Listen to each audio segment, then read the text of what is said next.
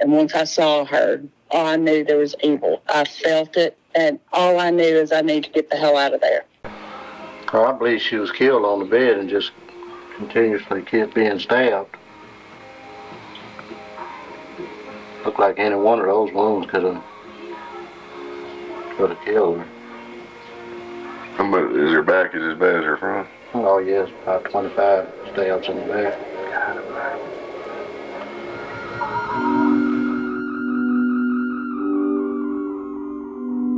I'm Kevin Clark, and this is Dead Wax True Crime, another true crime podcast.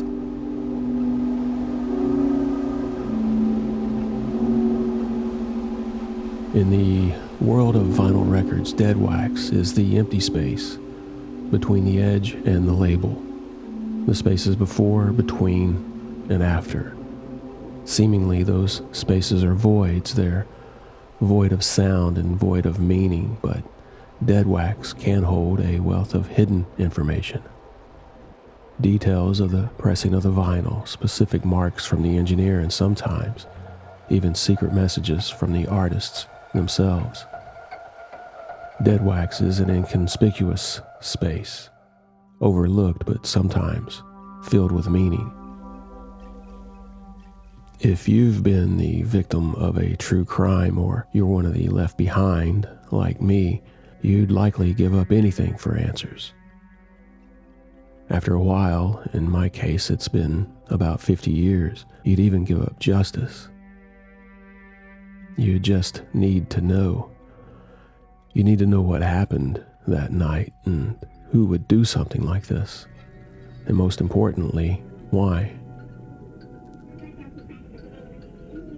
Records spin, black and circular and grooved. Songs play, but songs end. And then there's the dead wax. The run-out groove at the end of an album tells the needle to go home and rest. It tells the plate to stop spinning because the songs are over. But sometimes, dead wax leads to what they call a locked groove, and that last note of that last song gets folded back upon itself, relentlessly spinning toward infinity like the minds of the ones who have been left behind by a true crime.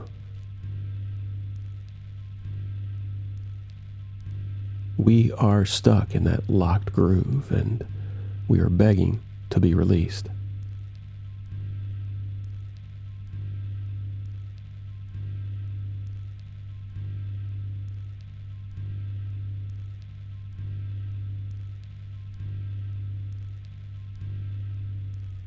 In Season 1 of Dead Wax, the June Larimore Project, and it starts right now.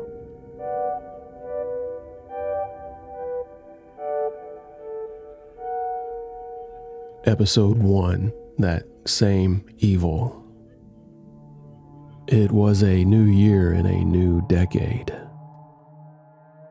Well, technically it was a new year at the end of a decade. It was 1990. On January 9th, 1990, a Tuesday, 24-year-old June Larimore and her husband Greg marked their one-year anniversary. They celebrated the previous weekend with an overnight trip to Memphis, Tennessee. Memphis is just about 70 miles down the interstate from the Larimore's home in the Arkansas Delta town of Blytheville. June and Greg dated off and on for years before they were married. They suited each other, both tall and athletic. June was a cheerleader and a gymnast in high school. Greg, at 6'9", was a basketball star and the son of one of the more wealthy families in the area. Their future seemed bright. But on January 11th, 1990, a Thursday, just 2 days after the Larimore's anniversary, June's sister Jane would make a horrifying discovery. Dropping by on her lunch break, Jane would find June's body on the bedroom floor of the Larimore home. Jane's first thought upon seeing the sheer brutality of how her sister was left on the floor was that June was attacked by an animal. Your mind, when you're in shock or through PTSD, whatever they want to call it, it is, you think and things go through your head that you just, otherwise you think, well, that's just stupid as hell. Why would anybody even think of that? Well, you don't know what you're going to think. You don't know what your mind's going to do. Yeah, you were in denial straight away. Well, I had never seen a stab wound, honestly. I really hadn't. I mean, all you see is missing skin on the top. You don't, and it spreads open. It's like a little, like an oval thing, and you don't, unless you've seen a stab wound before, you don't know what the hell it looks like. All you know is skin's missing. And so, honestly, I was walking with the police officer out of the scene, and he was on the radio, and he said, we have an apparent stabbing victim. And I just looked at him and said, those are stab wounds? He said, yes, ma'am, they certainly are. And that was my first clue. I didn't have a clue. I mean, if you've never seen a stab wound, how would you know? True. So, yeah, but when I walked in that house, and while I was in that house, and once I saw her, I knew there was evil. I felt it. I knew it. And all I knew is I need to get the hell out of there. When I looked and once I touched her, your body goes into survival mode. It goes into fight or flight. And there's no way to describe that, but I can look at the scene now and still feel that same evil. That same evil. I think when she says she can look at that scene now, she is referring to the crime scene photos. In researching this story, I've had to look at those photos too, and they are difficult to view. They don't leave you. It's something you can't unsee. In my first conversation with Jane, she had a warning, and it's one that I take very seriously. Did they send you any photographs or videotapes? They've sent me the photographs, no videotapes. I'm going to Blytheville to get... The videotapes, they sent you the pictures of her body? Yes. Okay, I'm going to tell you right now, don't you dare publish them. And I get blindsided by it because I've gone through a lot of trouble through the years to try to prevent that from happening. I know it's a possibility, but I also have in my mind what I'd do to anybody that did it. Okay, this is a good spot for me to line out what you can expect from this podcast. I look at this as a partnership. I want to aggregate information, and I want to get your eyes on it too. I'll file the FOIA requests. I'll organize the evidence, and I'll go through it from top to bottom many, many times, consciously looking into the dead wax for things that others may have missed. Only then will I start crafting these episodes. Finally, I want to release to Dead Wax True Crime subscribers everything that I have so we can go down this rabbit hole together. Now, in this case, the crime scene photos will not be released.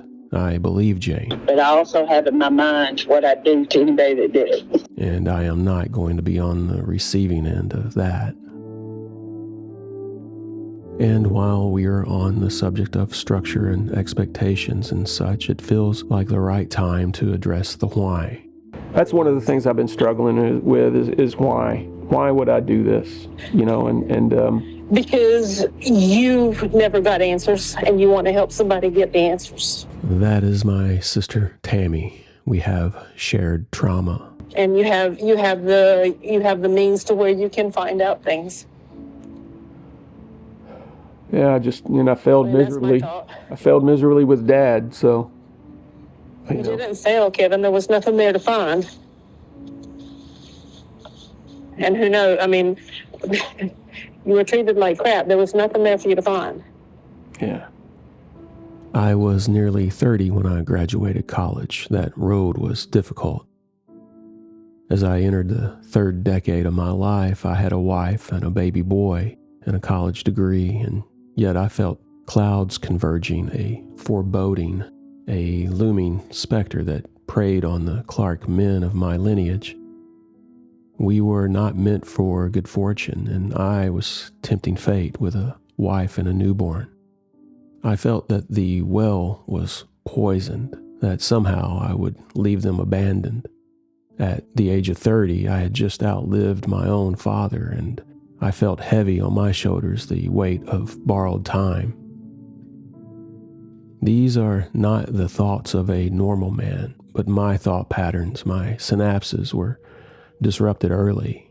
I was 6 years old when a .38 caliber explosion, so close to my dad's head that it left the skin around the wound stippled and burnt, would change my brain chemistry forever. I am haunted by an act not of my own. I'm caught in a wake of violence perpetrated upon a sleeping man in his own house, in his own bed, with his own gun. On January 25th in 1975, a Saturday, I stopped being Kevin and was forced to take a new identity, the kid of the man murdered while he slept in his own bed. My dad's murder is still unsolved. Now, before you film me, you ask me if it's all right, okay? I mean, you won't have no trouble, okay? I got rights just like everybody else has. And when you come in here and go to filming, you need to ask somebody. You understand that? Yes, sir. I'm just telling you. Okay. Hit the door. Okay. I'm telling you. Now. That is what my sister Tammy was referring to when she said I was treated like crap. In my first documentary film, Died for Zero, I naively set out to solve my dad's murder.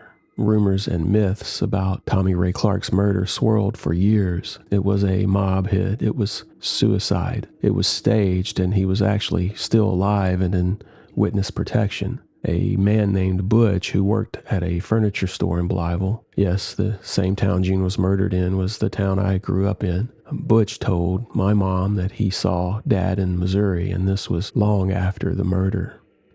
The night my sister Tammy graduated high school, she found a note on her car, and the note read, "I'm proud of you, love Dad." And there was the cryptic inscription on his tombstone, "Died for Zero." It had been 25 years, and I needed to try to put all this to rest, and I thought my only tool was a camera. He said, "Tommy, commit suicide." The way it reads, it's called about killing. The perpetrator put a pillow next to his head while he was sleeping and fired the shot in the head. A few months later, I had filled a couple of dozen mini DV tapes with interviews and B-roll. I got all the files from the investigation, and I did the best I could investigating what could have happened, and nothing. In fact, it seemed I went backwards. Now there were more questions and darker questions. Questions I almost wish I didn't know enough to ask. Still today, I can't drive from my home in central Arkansas to Memphis without going down this rabbit hole. Dad was murdered in Marion, Arkansas, which is just across the Mississippi from Memphis. Often I get so obsessed, I drive by what was once his house and park in the street and stare at his bedroom window. That's where it happened. Inside that room, someone put a .38 against the back of my dad's head and, in a flash, altered my future. That changed me. Who would I be if this would not have happened? What would I obsess over? Not knowing itches the brain. It creates an internal disquiet. So I've got great empathy for those left behind by true crime or touched by injustice. And I want so badly to try and help. That's what this is. So that's the end of the structure and function part of this podcast. Back to January 11th, 1990 in my hometown, Blytheville, Arkansas. Let's let June's sister tell you what happened. Here's Jane. I was working in Blytheville that day. I had already told June, hey, we'll get together and we'll go eat Chinese. It was pre-planned, always was. I would come over. She wouldn't be ready. I'd be sitting there waiting on her to finish getting ready. She'd answer the door naked. Or she was still in the shower. It was the same routine. So I pulled up to June's. June's van was in the carport. I pulled it behind her. And I walked to the door and knocked on the glass. There was a pane of glass. And I hear Lacey, the dog, barking in the backyard. And I knock on the door, June, and I hear music in the house. I knocked harder. She didn't answer. So, that's unusual. Maybe she's in the shower. I stepped down off the stoop, I remember, and then I went back up and I knocked on the wooden door part, I think, pretty hard. And no answer. I thought, well, damn. Well, it's only 11:25 or whatever it was. I said, she's probably in the shower or something. I said, I'll maybe drive around and come back a little bit. And I walked back going to my car, and I remember putting my hand on her hood. Don't have any clue whatsoever why I would ever even do that. None whatsoever. All I know is I put my hand on her hood of her car, and it was cold. I thought, well, she hadn't been out this morning, and so she's probably in the shower. I turned around and walked back to the stoop. I knocked really hard. Okay, and I just, I started to step down, and I just grabbed the doorknob to try it. No expectation whatsoever, and it turned. I thought, all right, she opened the door for me. She's probably in the shower then. And so I opened the door. I hear a noise. Like something falling. I walk in. I step up into the house. It does not smell like the dog. It smells nice and fresh. I said, Jim Buck, it smells good in here. And I look, and the coat rack is on the floor. Which the coat rack is not real stable. The coat rack bothers June because it falls. So I'm like, damn, I'm just stepping over it. And so I just stepped over it. I didn't pick it up. I just stepped over it. June! Let me interrupt here for a second and provide a bit of color. You're going to hear a lot about June if you listen to this all the way through. Unfortunately, a large part of what you will hear is tragic. Her end was brutal, but June was much more than her end. Now, I didn't know her. Yes, we went to the same school in a small town, but she was a few years ahead of me. Up to now, I've only known her as a victim. The face on the front page of a newspaper, a gray-scaled, half-toned image of dots. But even in that image, her smile, she smiled with her whole face. Her eyes held joy. In talking with Jane was older than June by just a little. Jane lights up at times, recalling things about June. And I gather June was a free spirit. She'd answer the door naked. She was athletic and funny. She made lists and wrote letters. She is more than a victim. I have outlined the first 5 episodes of this podcast, and if we stay on schedule, in episode 4, you're going to get to know June in the way that she deserves to be remembered. I also want to drop a word here about Jane. A few weeks ago, I cold called her about doing this podcast. She was cautious but generous with her time. I sense there have been others before me, journalists, who have inquired and then ghosted. That's the job. Journalists scratch. Is there a story there, and can I tell it? There's an algebra to it. In fact, I first reached out about this story in 1996 or so. My algebra back then didn't work out. I hope this time it's different. Also, the way that Jane tells this story. And knocked on the glass. There was a pane of glass. I went back up and I knocked on the wooden door. Put my hand on her hood of her car, and it was cold. I hear a noise, like something falling. It does not smell like the dog. It smells nice and fresh. I said, Jim Buck, it smells good in here. The details, it's obvious that these few minutes have been looping in her head for years. That's what trauma does. It loops, it fixates. It steals sleep. It can dominate if you let it. I think Jane did let it dominate for a long time. She was involved in the investigation from the start, and it was a 10-year ride with twists and turns that rival any roller coaster. Still today, it is unsettled. Okay, let's get back to Jane and a warning. The details of what was done to June are as bad as you can imagine, but you know that. The coat rack is on the floor, which the coat rack is not real stable. The coat rack bothers June because it falls. So I'm like, damn, I'm just stepping over it. And so I just stepped over it. I didn't pick it up. I just stepped over it. June! And I look to my left and I see her laying on the floor. And it doesn't really register right off that it's her. And I'm like, June! And I think, she's anemic. I'm not scared at that particular moment. I'm just like, oh my God, she is passed out. And so I rush to her and I look at her and there's things are not right. Pieces of skin are missing off of her. And they're in the shape of little, like ovals. And, but I'm thinking, has a dog attacked her? What the hell? June! And I go to flip the light on. And it doesn't come on. But I look over her. I think, oh, hell. And that's when I think I leave. I don't think I touch anything else right then. I think I just go into, if you haven't, I had never, ever felt that kind of fear. And it wasn't just fear, it was evil. This was, I got to get the hell out of here.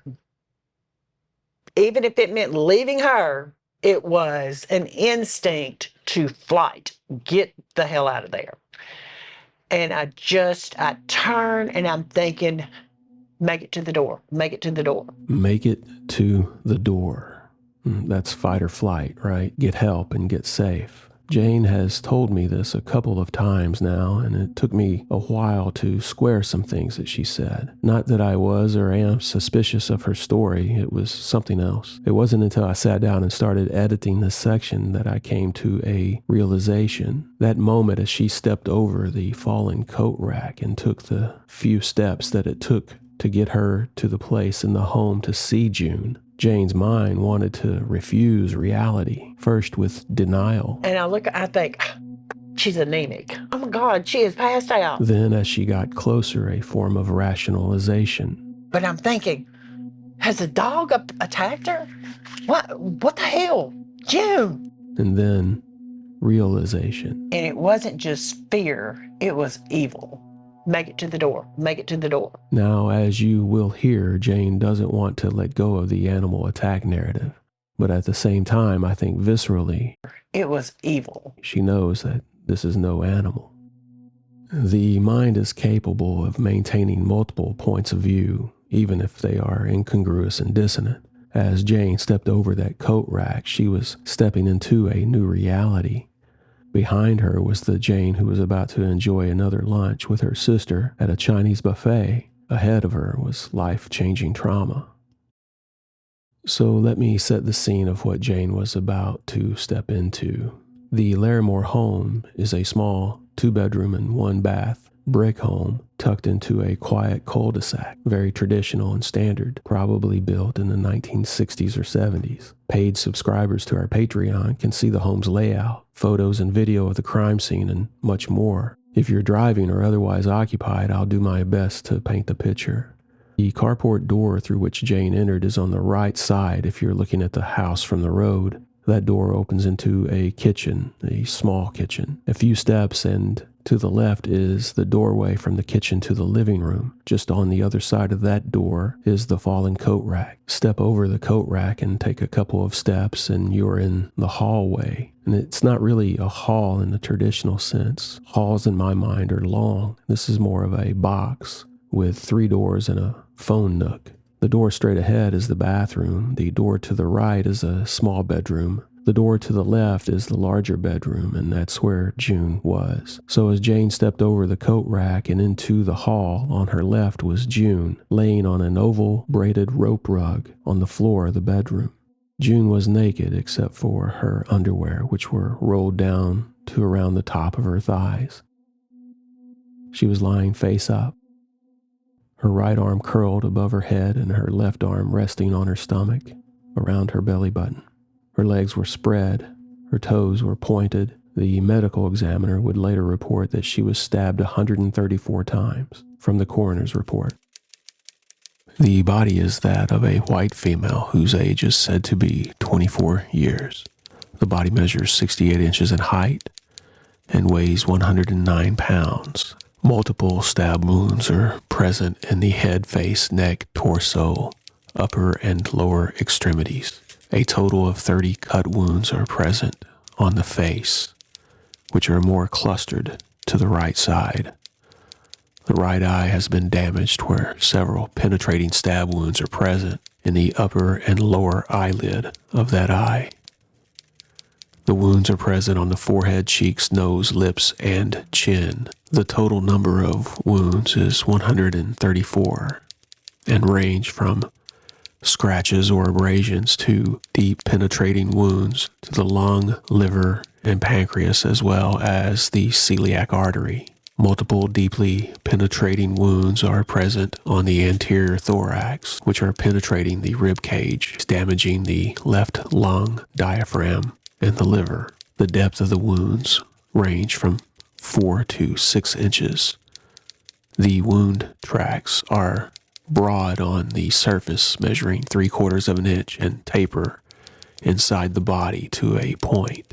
The stab wounds cause extensive damage to the body. The fatal wounds are those of the anterior and lateral chest walls and the abdomen. The wounds of the hand are compatible and consistent with an attempt of the deceased to ward off and grab the knife from the perpetrator. The wounds of the forearm are defensive type wounds when the deceased was attempting to shield her face. In summary, this 24-year-old white female, Laura June Larimore, died because of multiple stab wounds to her body, damaging the soft tissue and causing massive bleeding. Her manner of death is homicidal. Mechanism of death is internal and external exsanguination, parenthetical, massive bleeding. Those words were written or probably dictated by Fahmy Malik, the Arkansas State Medical Examiner. Some of you might hear that name and probably think, uh-oh, and it looks like you might be right. He is a key figure in this case, and we'll learn more about him in future episodes. But for now, that is his description of June's body. From Jane's perspective and from the crime scene photos and video that I have acquired, on that day, June's body appeared to be wiped clean of blood. Her face and neck, not so much. They were caked red.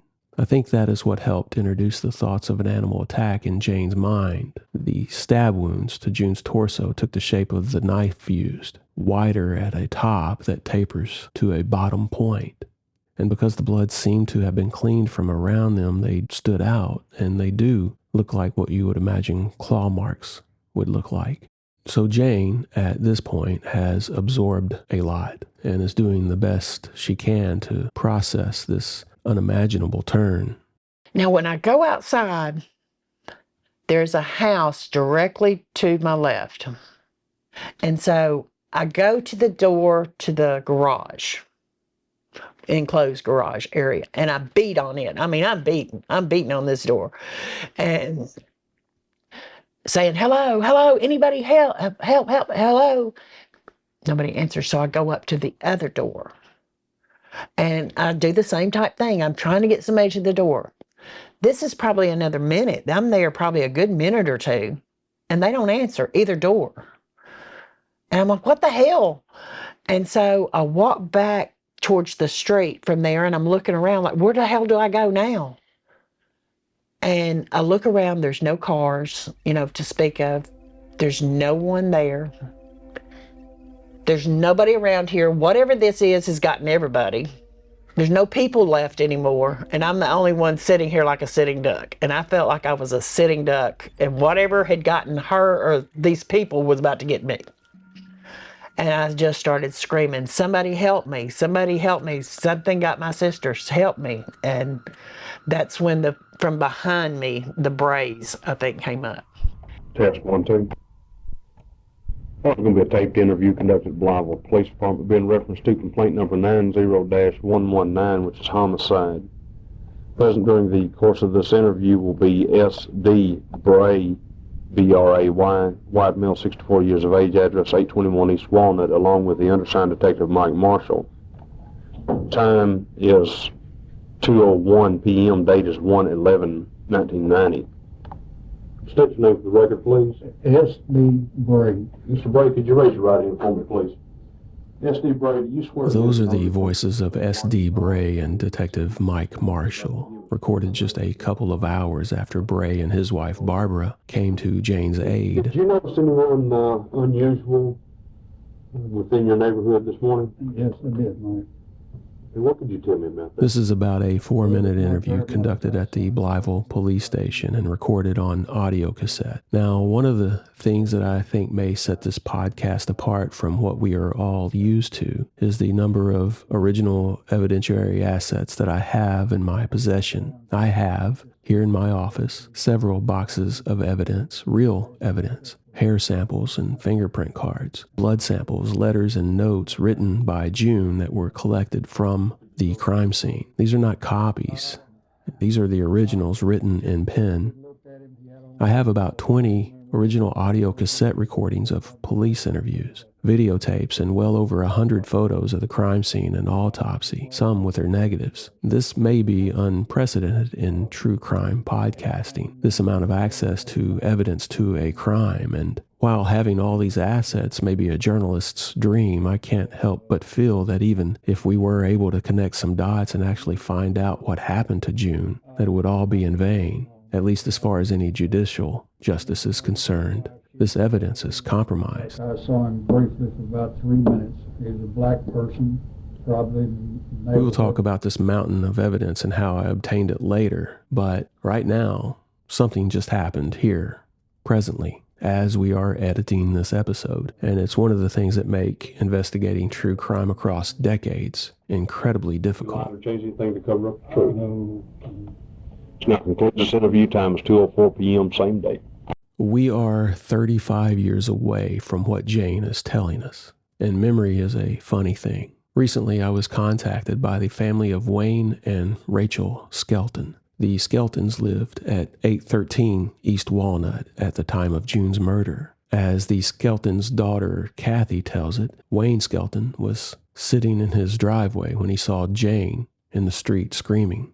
So the morning that it happened, my dad was like sitting outside and he heard somebody screaming, and Jane was knocking on some other doors and nobody came to the door. Now, this is all what my mom told me and my dad. They saw her knocking on the door next door to the Larimore house and then another door, and then she was running down the street. And I don't know if she saw my dad, but she came to their house and Mama let her come inside, and she said she needed to use the phone. And Mama looked up the phone, Larimore Farm Supply, for her, and she called Greg. Now, from all the records that I have, the names Wayne and Rachel Skelton never appear. Now, what did your parents make of the fact that the police never interviewed them? You know, it was odd to us because, we knew they talked to the Brays, and I don't know about other neighbors, but I knew they talked to the Brays. I just thought it was odd since Mom was the one that dealt with Jane that they never came in and asked any questions. They thought it was odd too. I don't want to jump ahead too far, but for me, this assertion that the police never spoke to the Skeltons, that joins a very long list of things that makes me side-eye this investigation. Our concept here at Dead Wax is to look into the cracks and crevices and the nooks and crannies of the evidence that is there. But in this case, there are a lot of things that should be there that aren't there. And sometimes what is not there, if there is enough not there, can build up to the point where there is something there. We will dig deeper on the investigation in episode 2, but for now, as we are drawing to a close of episode 1, let's let Jane finish her telling. I said, call the police, call an ambulance. So I think she may have called 911. I said, oh, I got to call her husband. Call her husband. And she said, okay, where? I said, Larimore Crop Supply. I don't know the number. Larimore Crop Supply. So she found the number and she called. And I said, give me the phone. And so she hands me the phone. And Greg just calmly says, Larimore Crop Supply. I said, Greg, it's Jane. He said, yeah. And I said, get home. He said, why? I said, you need to get home. Something's happened to June. Get home right now. I mean, right now. Come on. He said, well, I'm here by myself. I said, get home now. I don't care. Get home. He said, okay, I'll come on. And I hung up. I go running back to the house thinking, I'm going to go do CPR. I run back all the way to the house, run up the steps. Before the police get there? Yes. Okay. And the words, June is dead or June's been killed, has not even formulated in my head. So I run back in. The music is still blaring. Was it a radio station? Cassette? I think it was a radio. Station. Yeah. I think so. Do you remember hearing commercials or anything like that the whole time you were there? No commercials. I don't even remember what song. Don't remember. I just remember thinking, well, that's weird. But it was louder than I have ever heard her listen to music there. Anyway, I go back in. I try the light switch. The light switch doesn't come on. And so there's a fan with the light, And I'm doing the switch. The light doesn't come on. No, first, the switch doesn't work, the light overhead. So her feet are down here and the bed's right there. And so I step around her and I'm doing like this and trying to get the fan or the light to come on, which one to turn on. So apparently I've gotten that turned off now because I'm pulling on both of those and it's not working. Neither one of them are coming on. And so then I go back and I flip that switch and the light doesn't come on. And I see the one hanging over there and I think, okay, I'll just use that. Okay, so I step back. I'm thinking, okay, it's all right. I don't need light. And I go to bend down and I see her face. And then I see the little slits of the eyes and they're gray. And I just, it's like a panic. And I went, okay, it doesn't matter. And so I reach over and I'm going to try that light. And I pull the cord up because thinking there's a toggle on it. It's not there. So I just throw, kind of just sling it back. And I step over like this over her. And I do like this. And then I put my hand on the back up. And she is ice cold. You put your hand on her forehead? She's not cold. She's ice cold.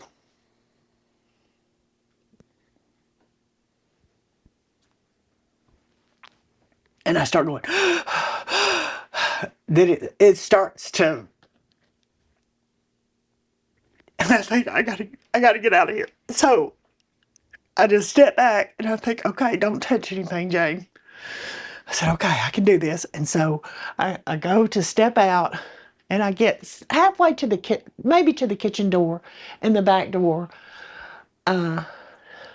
Somebody knocks and I go and I open it and it's a police officer.